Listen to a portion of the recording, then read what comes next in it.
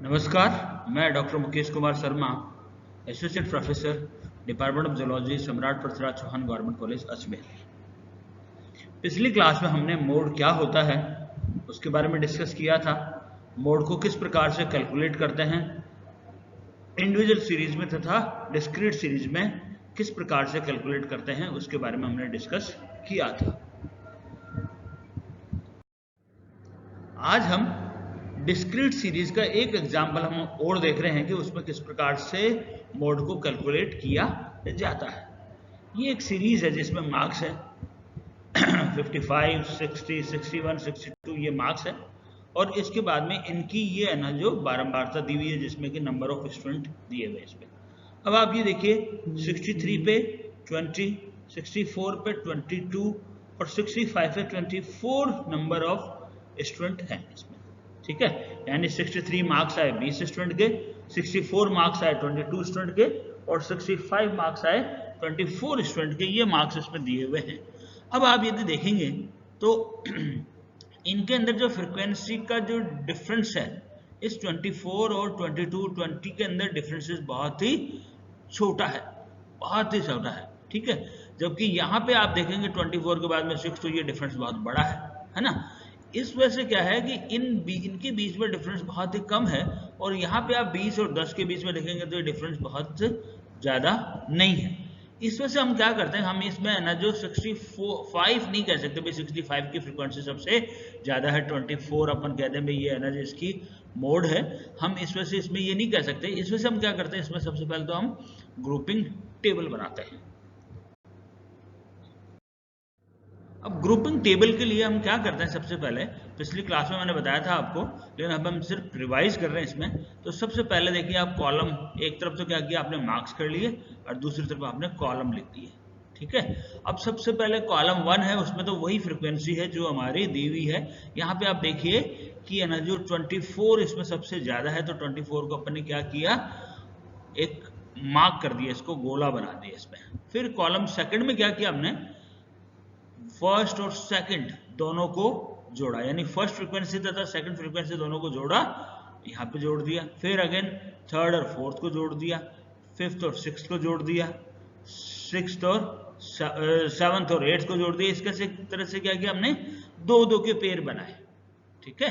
यानी देखिए आप 4 + 6 10 हो गया, 5 + 10 15 हो गया, 20 + 22 42 हो गया, 24 + 6 30 हो गया। इस तरह से 2 + 1 अगेन 3 हो गया।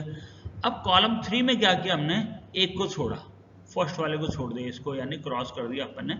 फिर उसके बाद में हमने फर्स्ट वाले को छोड़ करके सेकंड और थर्ड के दो दो के पेयर बना दिए, सेकंड और थर्ड के बना दिए, फिर फोर्थ एंड फिफ्थ के बना दिए। 10 + 20 30 हो गया, 22 + 24 46 हो गया और 6 + 2 हो गया 8।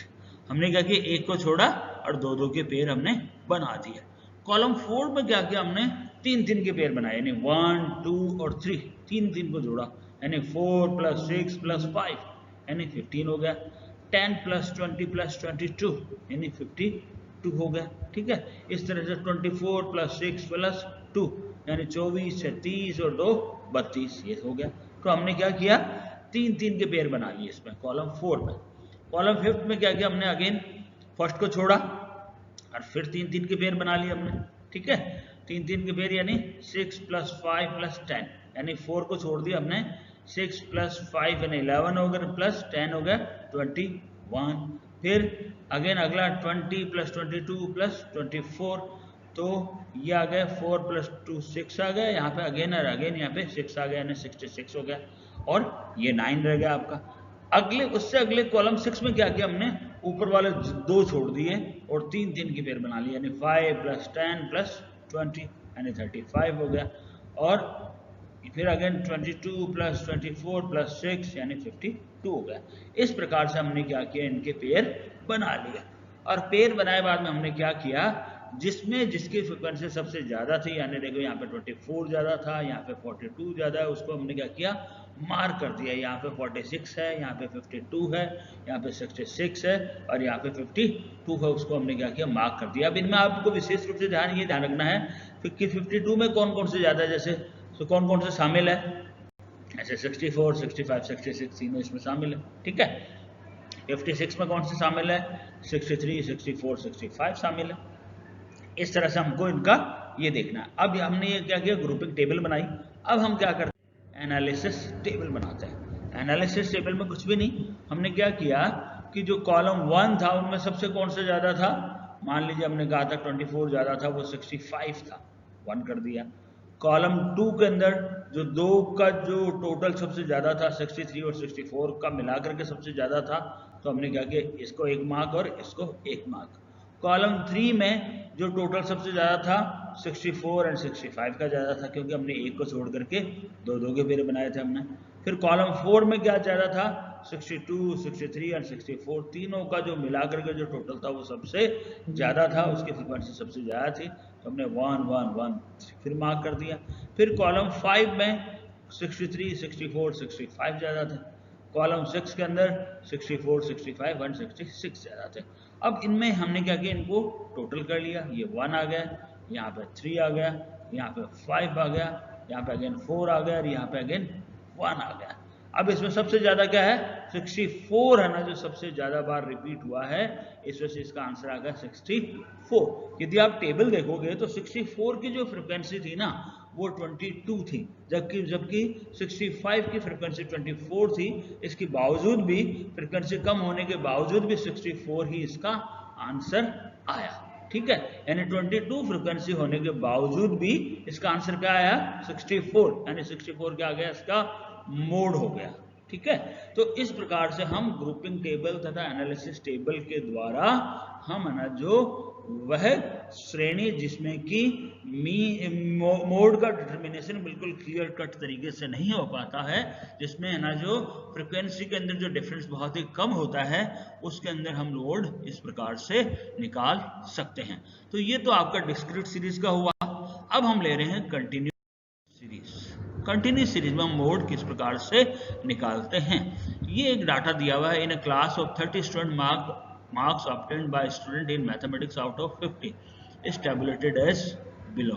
Calculate the mode of data given. ये क्या कर रखा है, 30 स्टूडेंट के मार्क्स दिए हुए हैं 50 में से, ठीक है।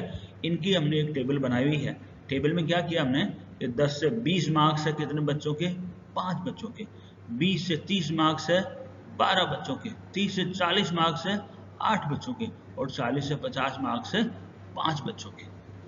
अब हमको इसमें ये दिख रहा है कि 20 से 30 मार्क्स है ना, उनके नंबर ऑफ स्टूडेंट की संख्या सबसे ज्यादा है 12, यानी ये क्या हो गया, मोड कहाँ है, 20 से 30 के बीच में। कौन सा है ये हमें नहीं पता, ठीक है।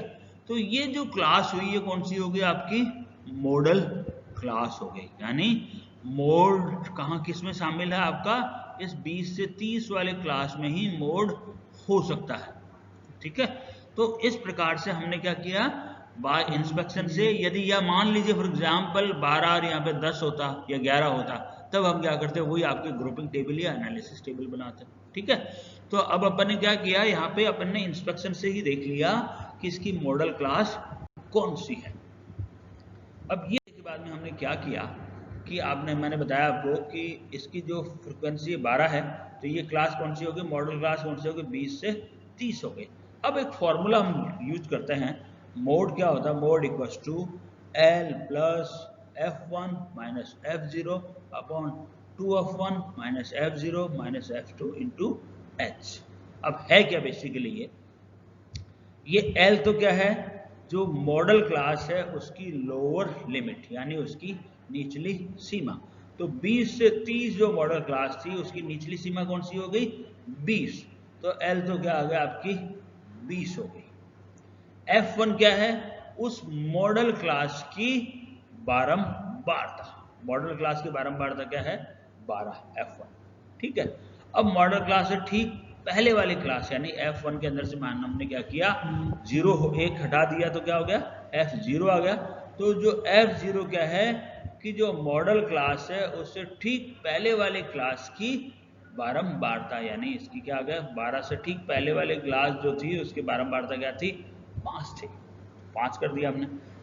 और F2 क्या है आपकी मॉडल क्लास के बाद की बारंबारता, तो वो क्या है 8 है आपकी, ठीक है।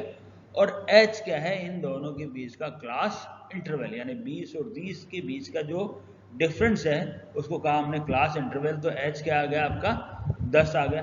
तो इस प्रकार से हमारे को ये फॉर्मूले की वैल्यू मिल गई कि L मिल गया, F1 मिल गया, F0 मिल गया, F2 मिल गया। ठीक है, इसके अंदर फॉर्मूले में मान रखा अपन ने।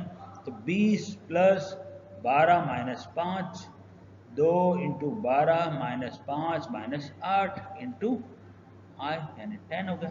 ठीक है, आंसर क्या आ गया इसके, यदि हमने मान रखा तो 12 में से 5 गए 7 बच गए, 12 इंटू 2 24, 24 में से 13 गए तो कितने बच गए 11, तो 7 बटे हुए 11 और 20, और इसको यदि सॉल्व करेंगे हम तो इसका आंसर आ जाएगा 26.364। तो हमने क्या किया, सबसे पहले तो मॉडल क्लास निकाली, किसके द्वारा, इंस्पेक्शन के द्वारा अथवा ग्रुपिंग टेबल तथा एनालिसिस टेबल के बना करके। ठीक है, और फिर क्या किया हमने, इस फॉर्मूले में मान रख दिया और उससे आंसर हमने निकाल लिया। अब हम इसका एक एग्जांपल, अब ये एक डाटा और है जिससे हमको क्या करना है, मोड निकालना है। एक एग्जांपल हम और स्टडी कर रहे हैं जैसे मैंने बताया आपको। अब इसमें क्या है कि हमको ये जो 100 कंपनीज दी हुई है उसकी मॉडल सेल्स वैल्यू निकालनी है इन डाटा से। अब इन डाटा में क्या है कि 58 से 60 है, सेल्स वैल्यू है लाख में।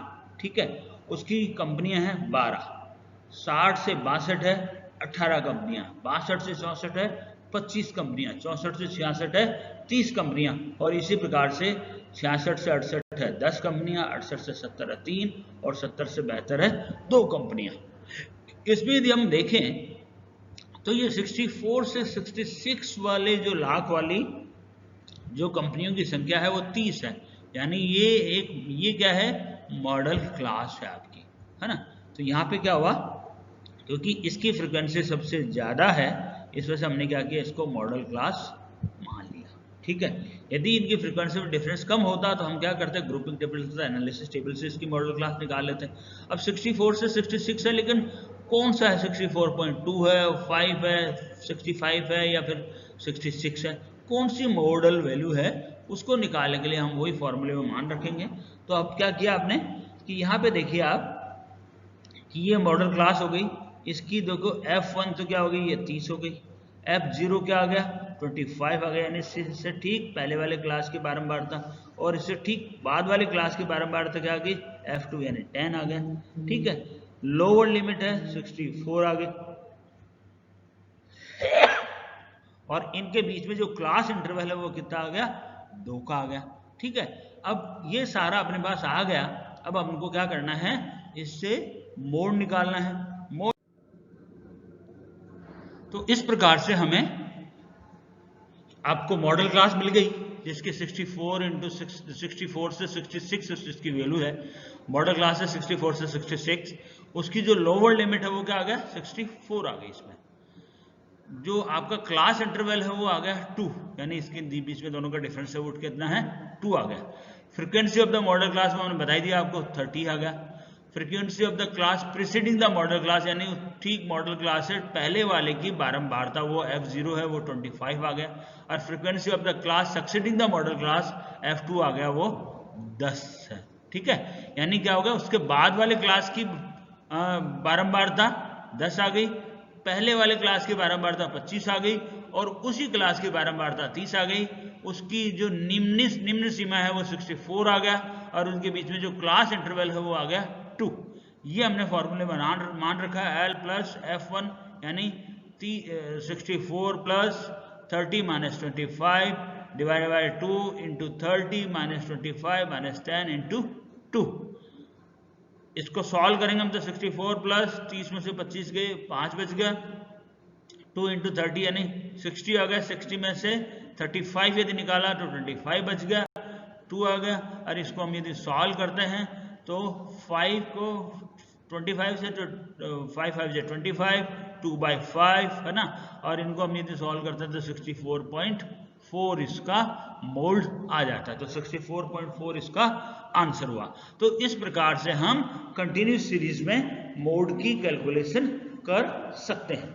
ठीक है, तो हमने क्या किया, सबसे पहले तो मोड की फिर वापस अपन रिपीट कर रहे हैं कि सबसे पहले हमने क्या किया कि मॉडल क्लास निकाली। मॉडल क्लास कैसे निकालेंगे हम, इंस्पेक्शन से भी निकाल सकते हैं जिसकी बारंबारता सबसे ज्यादा हो, और यदि इंस्पेक्शन से ना निकले, मान लीजिए फॉर एग्जांपल बारंबारता में डिफरेंसेस बहुत ही कम हो, तो हम क्या करेंगे, सबसे पहले तो ग्रुपिंग टेबल बनाएंगे जैसा हमने डिस्क्रीट के केस में बनाया, grouping table, then analysis table, और उससे हम लोग क्या करेंगे, मॉडल क्लास का निर्धारण कर लेंगे। और मॉडल क्लास का निर्धारण करने के बाद में हमको इस फॉर्मूले में जो कि मॉड क्या है, L plus F1 minus F0 upon 2 F1 minus F0 minus F2 into H, इस फॉर्मूले में अपने को मान रखना है। मान रखे बाद में क्या होगा, आपको आपका मोड मिल जाएगा। तो इस प्रकार से हम मोड का calculation discrete series, continuous series तथा इंडिविजुअल सीरीज में कर सकते हैं। अब एक चीज और है इसमें कि मोड कैसे निकाला जा सकता है, इस फॉर्मूले के द्वारा भी निकाला जा सकता है। यदि आपके पास मीडियन हो और यदि मीन हो तो हम क्या करते हैं, ये फॉर्मूला लगाते हैं, mode equals to 3 median minus 2 mean, इससे भी हम मोड निकाल सकते हैं। यानी मीडियन दिया हुआ हो आपको और यदि मीन दिया हुआ हो तो 3 को मीडियन से मल्टीप्लाई करेंगे और 2 को मीन से मल्टीप्लाई करेंगे और इनको घटा देंगे, जो आंसर आ जाएगा वही आपका मोड होगा। तो इस फॉर्मूले से भी यदि आपके पास मीडियन है तथा मीन है तो हम उस फॉर्मूले से मोड को निकाल सकते हैं। अब ये डिफरेंट मोड की मेरिट्स है, यानी क्या इसके लाभ है। तो in many cases it can be found by inspection, it is not affected by extreme values, it can be calculated for distribution with open end classes, it can be located graphically, it can be used for qualitative data। तो ये different merits हैं, इनके बारे में detail में हम discuss नहीं करेंगे, हम जब थ्योरी पर हम इसमें देखेंगे तो हम इसके अंदर डिटेल के बारे में डिस्कस कर लेंगे। ये डिफरेंट डिमेरिट्स हैं। It is not based on all values, it is not capable of further mathematical treatment, it is much affected by sampling fluctuation। तो आज हमने मोड खत्म कर दिया है, धन्यवाद। आपको अपनी जो प्रैक्टिकल की जो कॉपी है उसके अंदर इसके जो भी एग्जाम्पल्स हैं इंडिविजुअल सीरीज के, आपके डिस्क्रीट सीरीज के तथा कंटिन्यूस सीरीज के एग्जाम्पल्स को आपको अपनी कॉपी में करना है। धन्यवाद।